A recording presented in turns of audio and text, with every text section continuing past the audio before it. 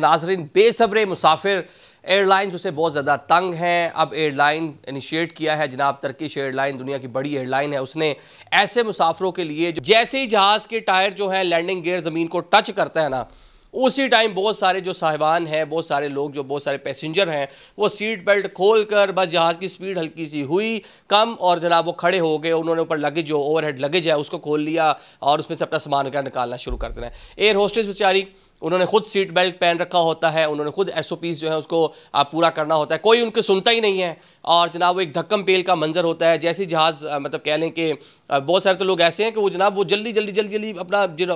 जो hand carry है लेकर वो जल्दी क्रॉस करके आगे जहाज़ के गेट तक पहुंच जाते हैं। हम सबसे पहले उतरने वाले मुसाफिर बन जाए, सबसे पहले बाहर जाके इमिग्रेशन हमारी हो जाए, पता नहीं क्या किस चीज़ की जल्दी होती है इन लोगों को। अब जनाब इनके खिलाफ टर्किश एयरलाइन जो दुनिया की बड़ी एयरलाइन है, 131 ममालिक में जो है वो उसकी जो फ़्लाइट ऑपरेशन है वो जो होता है, उन्होंने फैसला किया कि ऐसे मुसाफिर जो लैंडिंग के बाद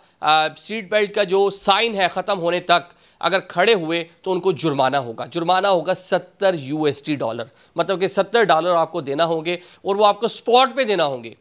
आप जैसे ही जहाज़ से उतरेंगे केबिन क्रू आपको देख लेगा, केबिन क्रू की आप रिकमेंडेशन होगी, ग्राउंड स्टाफ को बता दिया जाएगा, वो आपको साइड पे लगा लेंगे, भाईजान ज़रा इधर आ जाएं, $70 आप देंगे तो आप जाएंगे।